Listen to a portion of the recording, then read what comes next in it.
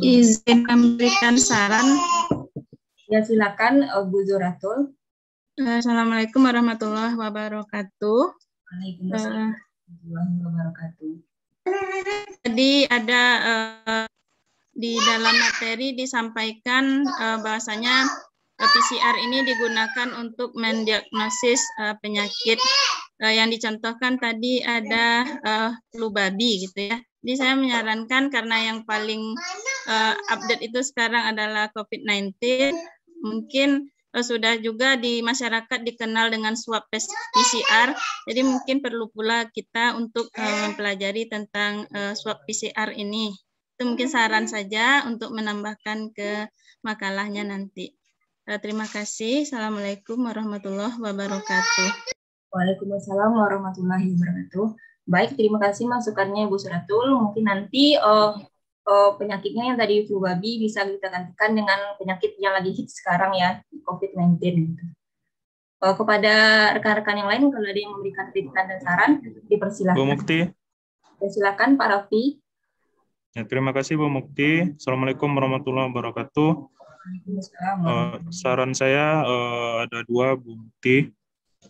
Yang pertama itu mengenai materi PCR sama sequencing ini lebih baik kita lakukan refleksi pada materi perkuliahan minggu yang lalu mengenai cloning gen.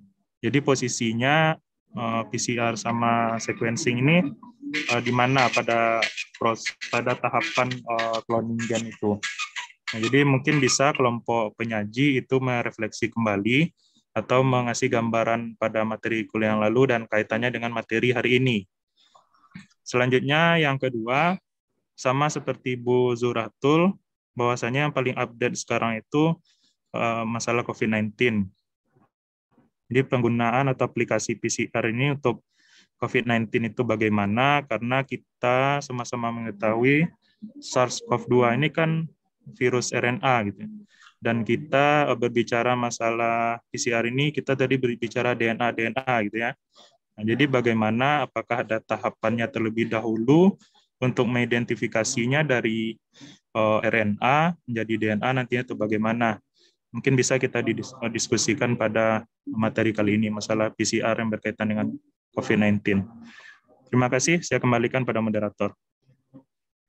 Baik, terima kasih masukannya kepada Pak Raffi. Nanti yang kurangnya akan coba kami tambahkan. Kepada Bapak Ibu yang lain yang memberikan saran dan kritikan, dipersilahkan. Tambahkan Bu Mukti. Ya, silakan Pak Bari. Baik, terima kasih Bu Mukti atas kesempatannya. Tadi materi yang telah disampaikan mungkin mengikuti daripada rujukan poin-poinnya Bu ya, PCR dan sequencing. Mungkin yang kayak Pak Raffi sampaikan, mungkin bisa dimulai dari isolasi DNA, kemudian diikuti dengan PCR, kemudian tadi ada tahapan ketinggal ketika masuk sequencing, juga ada nama tahapannya itu elektroforesis, itu ada elektroforesis.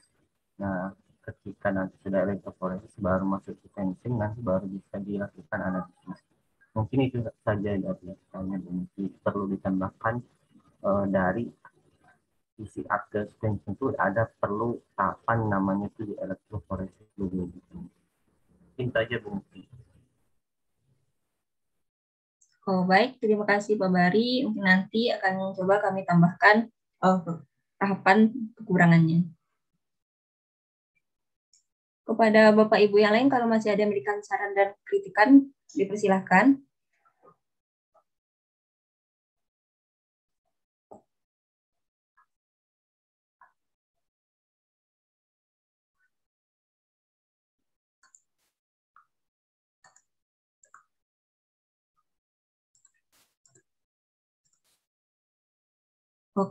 Oke, kalau tidak ada, kita masuk ke sesi diskusi atau tanya jawab.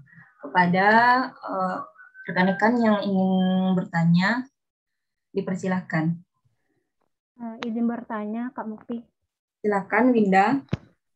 Terima kasih Kak Mukti. Bismillahirrahmanirrahim. sudah kita ketahui bahwa PCR itu adalah memperbanyak fragmen DNA dari gen tertentu secara in vitro. Ada banyak tahapnya, ada denaturasi, pemisahan atau peleburan, ada annealing atau penempelan, kemudian ada elongasi, ada pemanjangan atau pemanjangan. Kemudian komponen PCR-nya juga banyak, ada DNA primer, DNA template, primer, kemudian DNTP, enzim polimerase, kemudian larusan buffer. Dan manfaatnya juga banyak, bisa untuk mendeteksi penyakit, kemudian untuk filogenia asal-usul, kemudian untuk mengidentifikasi pelaku kriminal tadi, kemudian ada untuk mendeteksi keberadaan material genetik seperti virus, bakteri, dan sebagainya. Pertanyaan saya itu berhubungan juga dengan saran atau tambahan dari forum tadi, yaitu COVID-19 atau virus corona. Jadi, salah satu fungsi PCR kan untuk mengidentifikasi material genetik seperti virus, termasuk virus corona.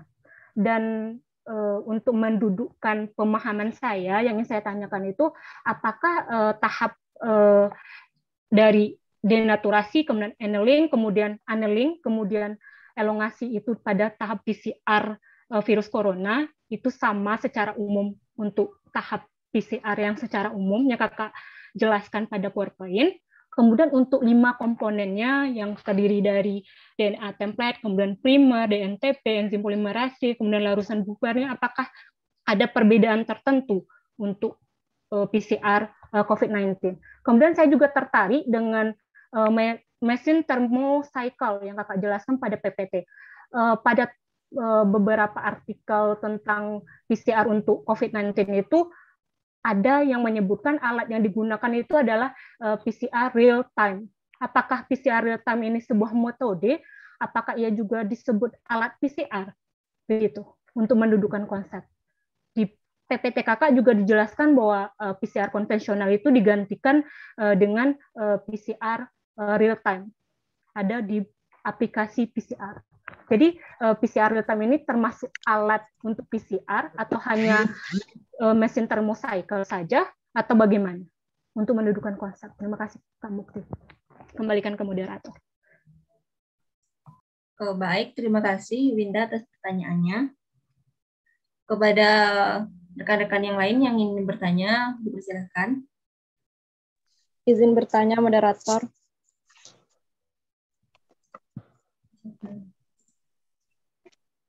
Izin bertanya, Kak. Ya, silakan Wayuni.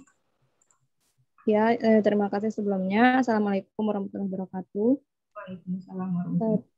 Tadi kan di PPT telah dijelaskan bahwa dalam PCR itu pada umumnya digunakan enzim polimerase termostabil tadi kan. Nah, pertanyaan saya, mengapa enzim polimerase termostabil ini yang sering dipakai gitu? Dan pada tahap mana enzim ini digunakan dalam proses PCR? Terima kasih. Saya kembalikan ke moderator. Baik, terima kasih Wayuni atas pertanyaannya. Dibuka satu penanya lagi. Ada rekan-rekan yang ingin bertanya, dipersilakan.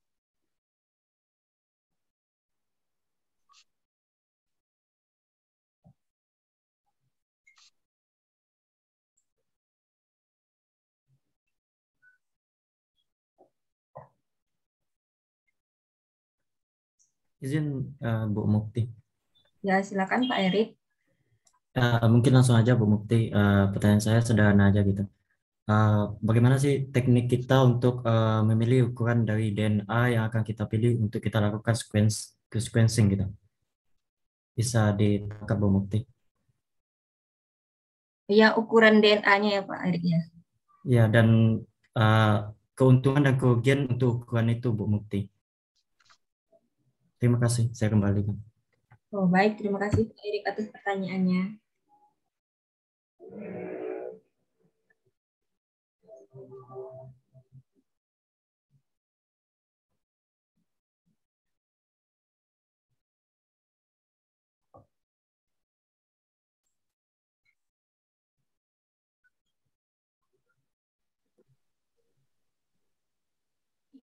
Menjawab pertanyaan dari Kak Wahyuni, Kak.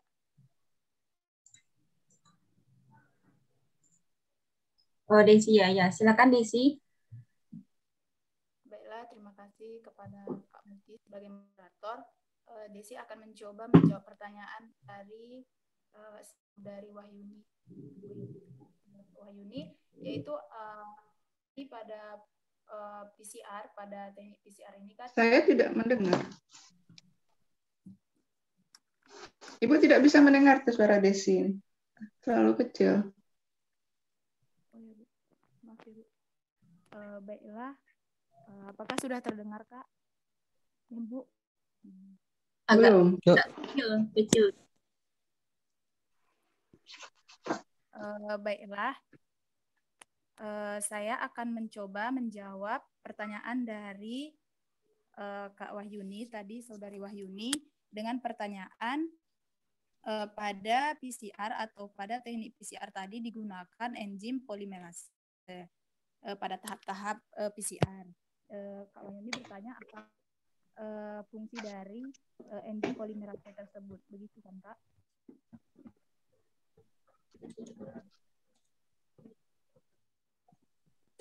Baiklah, saya akan mencoba menjawab. Teknik PCR ini merupakan satu teknik atau metode yang digunakan untuk perbaikan. Suaranya Desi tidak terdengar. Baik, Bu. Sebentar, Bu. Desi ganti.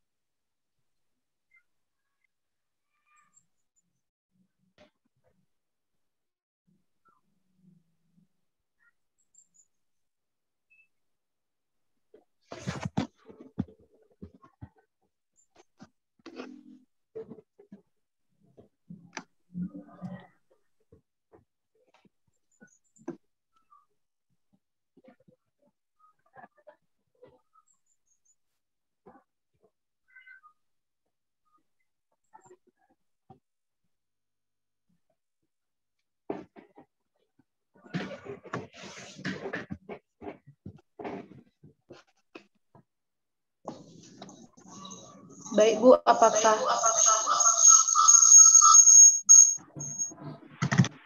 Nah, itu baru bagus. suara Desi sudah kedengaran, Bu? Ya, sudah bagus. Sudah, Bu. Baiklah, terima kasih. Saya akan mencoba menjawab pertanyaan dari Kak Wahyudi tadi dengan pertanyaan apakah fungsi dari enzim polimerase pada tahapan PCR yang sudah dijelaskan tadi. Jadi PCR ini merupakan suatu teknik atau metode yang digunakan untuk memperbanyak fragmen DNA dari suatu gen tertentu secara in vitro. Jadi pada proses perbanyakan atau proses PCR ini melibatkan variasi suhu yang mendekati suhu didih air. Jadi hal ini yang menyebabkan diperlukannya enzim polimerase, di mana enzim polimerase ini yang tetap stabil dalam keadaan temperatur yang tinggi. Di mana pada proses PCR enzim polimerase yang digunakan berasal dari bakteri aquaticus atau TEC yang hidup di lingkungan yang bersuhu lebih dari 9 demikian yang dapat saya sampaikan. Saya kembalikan ke moderator. Baik, terima kasih Desi. Sebelum dikembalikan kepada Wahyuni, apakah ada forum yang mau menambahkan ada pertanyaan yang diberikan oleh Wahyuni? Izin menambahkan, moderator. Silakan, Nindi. Terima kasih kepada moderator. Di sini saya mencoba menjawab pertanyaan dari Kak Wahyuni. Kenapa pada PCR itu DNA polimerase yang digunakan dalam proses PCR? Nah, salah satunya fungsi dari DNA PCR itu kita ketahui kan untuk memperbanyak DNA yang ingin kita ketahui infonya gitu. Jadi salah satu DNA polimerase itu berperan dalam proses elongasi untuk memperpanjang, untuk memperbanyak si DNA tadi. Nah, pada tahap yang mana? Tadi sudah disampaikan, ada tahap yang pertama adalah tahap denaturasi. Kemudian yang kedua ada tahap annealing. Baru yang ketiga tadi ada tahap extension. Nah, jadi pada tahap yang mana setelah tadi denaturasi, yang bagian DNA yang ingin kita ketahui, kita berbanyak tadi, setelah dipisahkan dari rantai tinta ganda, karena dengan suhu yang meningkat 95 derajat Celcius, maka setelah itu kan di annealing, suhunya diturunkan 55 dan 65%.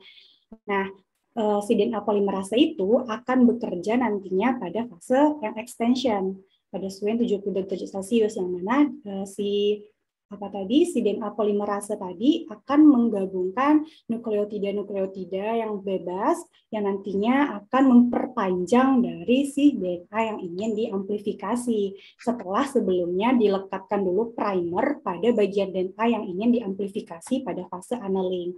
Jadi kesimpulannya DNA polimerase itu fungsinya untuk memperpanjang, untuk mengelongasi dari si DNA tadi dan bermanfaat atau digunakan si DNA polimerase itu pada fase extension atau fase yang memperpanjang si DNA tadi. Mungkin itu tambahan dari Nindin yang dikembalikan kepada moderator. Baik, Nindi, terima kasih atas tambahannya. Sebelum dikembalikan kepada Wahyuni, masih adakah dari rekan-rekan yang ingin menambahkan atas pertanyaan yang diberikan oleh Wahyuni?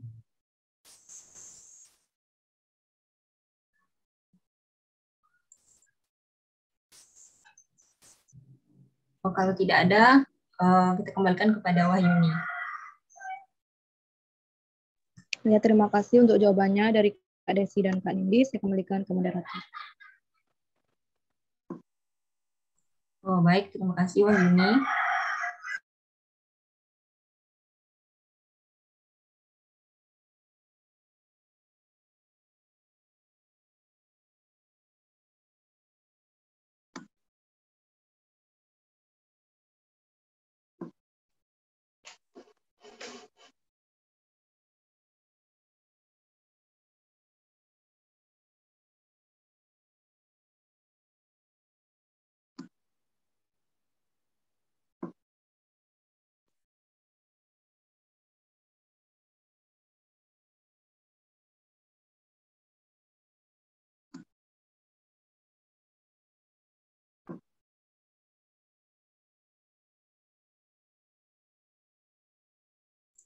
Baik, saya akan menjawab pertanyaan dari Pak Erik tadi.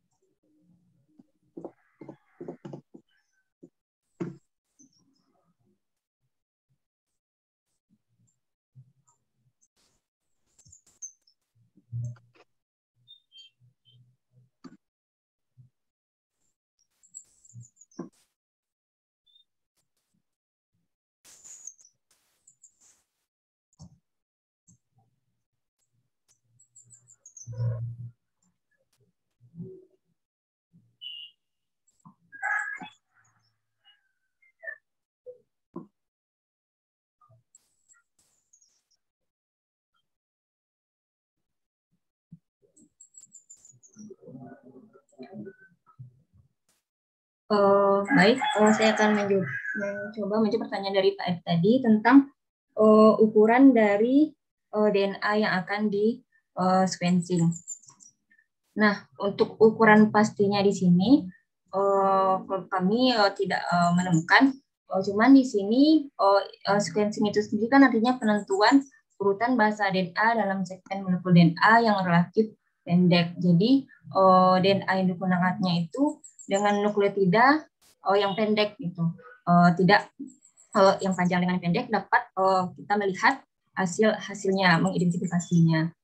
Nah, kalau yang pernah digunakan yaitu yang pendek itu ini oleh Rewu sama Ellen Taylor, itu dia pernah menggunakan 12 nukleotida pada si bakteriofag. Sedangkan kalau untuk yang panjangnya itu pada si Sanger itu juga bisa sampai 5.375. Jadi untuk ukuran pastinya pendeknya berapa nukleotida sama kalau panjangnya berapa nukleotida kami tidak menemukan. Cuman dia bisa yang berukuran pendek itu contohnya ini 12 nukleotida atau sampai panjang 5.375 nukleotida. Sebelum saya kembalikan ke Pak Erik, mungkin ada dari forum yang mau menambahkan atas pertanyaan dari Pak Erik, dipersilahkan.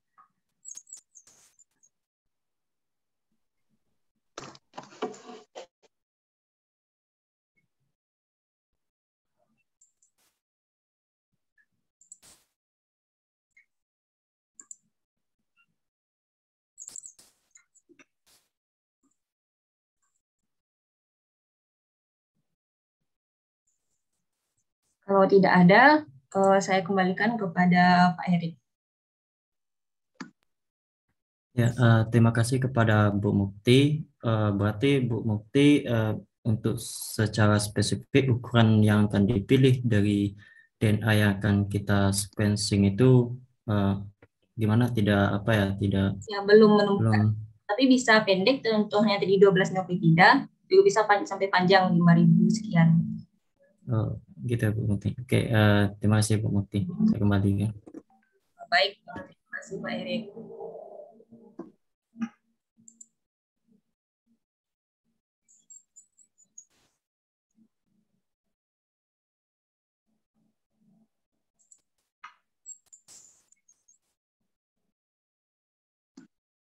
Selanjutnya yaitu pertanyaan dari Winda tentang PCR. PCR yang sering kita dengar saat sekarang ini yaitu swab PCR pada virus COVID-19. Nah, ada juga PCR yang real time. Apakah itu hanya alat saja atau hanya dia berupa mesinnya saja? Sebelum kelompok kami menjawab, mungkin ada dari rekan-rekan yang mau menjawab atas pertanyaan dari Winda. Kami persilakan terlebih dahulu.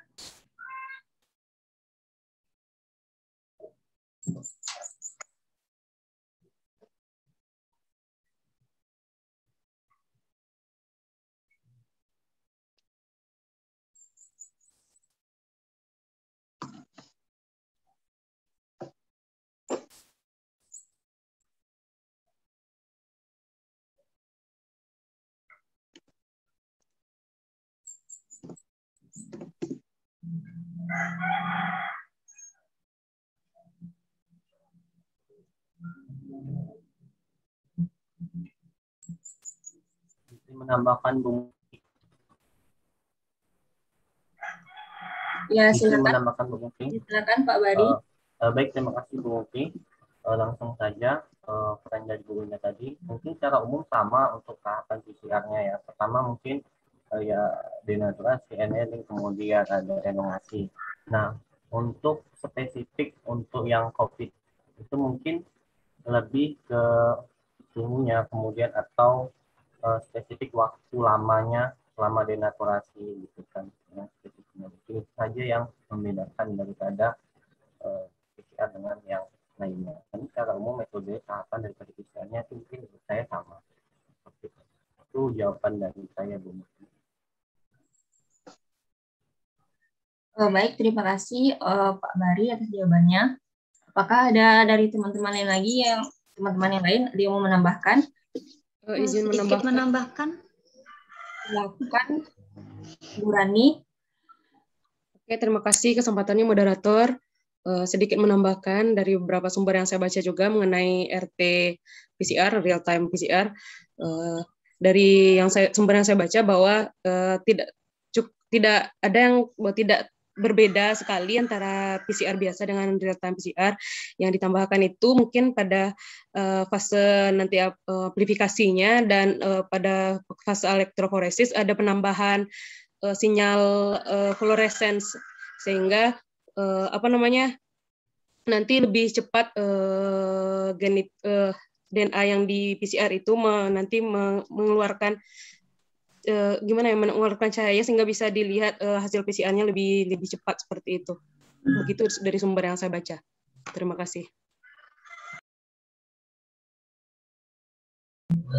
Baik, terima kasih Bu Rani atas jawabannya. Tadi yang mau menambahkan lagi siapa ya? Kakak. Tika. Silakan Tika. Sependapat dengan yang telah disampaikan Kak Rani, bahwasanya metode PCR dan RT-PCR sendiri itu sama, tidak memiliki perbedaan yang signifikan, hanya saja khusus untuk COVID-19 itu kan karena virus corona itu merupakan virus RNA, jadi diperlukan diawali proses tes PCR-nya itu dengan proses perubahan atau konversi RNA yang ditemukan pada sampel itu menjadi DNA.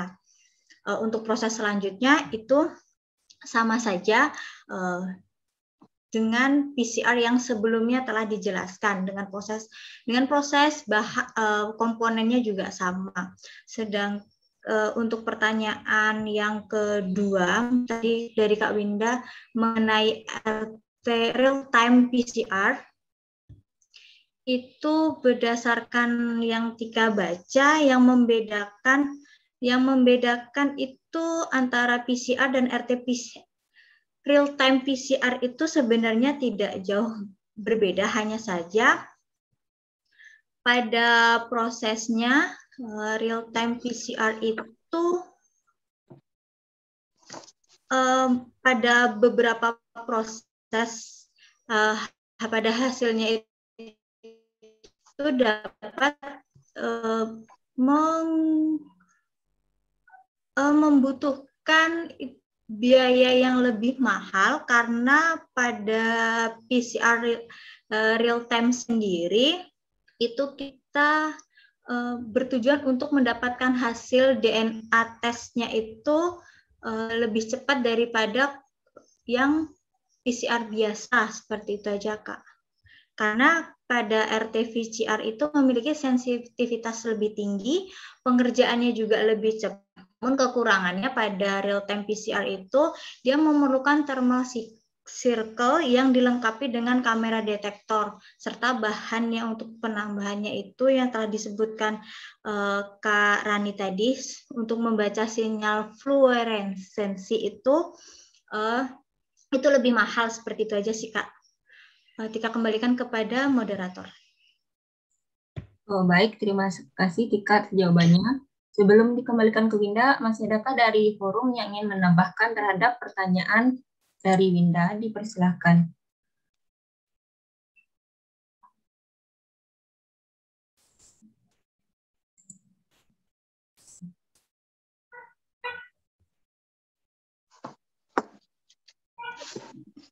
Kalau tidak ada, kita kembalikan kepada Winda. Terima kasih atas jawaban rekan-rekan semua. Jadi yang belum duduk itu adalah PCR real time tadi.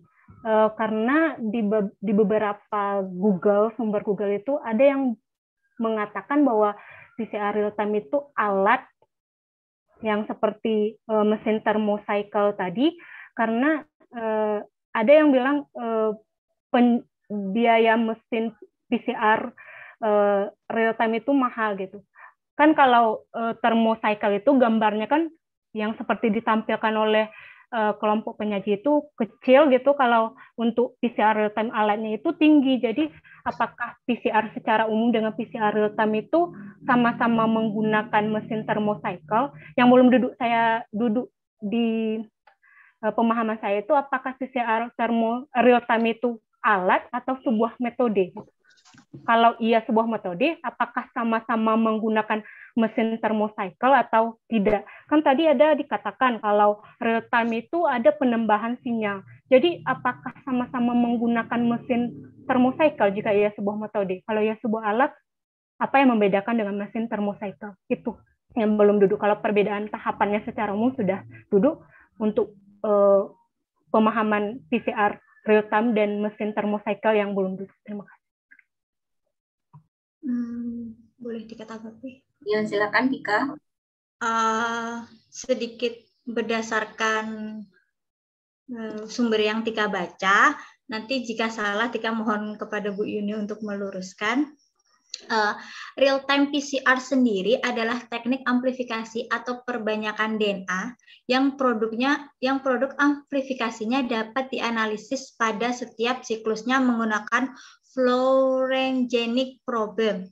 Pada real PCR ini digunakan alat yang disebut dengan thermal cycler yang dilengkapi dengan detektor untuk membaca sinyal fluoresensi dan mengubahnya menjadi sinyal digital sehingga dapat dianalisis oleh komputer. Jadi dapat menyimpulkan bahwa real-time PCR ini adalah sebuah teknik benar menggunakan alat. Alatnya itu disebut dengan thermal cycle. Ketika ada gambarnya, memang alatnya berbeda dengan yang kelompok kami sajikan tadi. Karena alat untuk real time PCR ini adalah alat terbaru, maksudnya baru,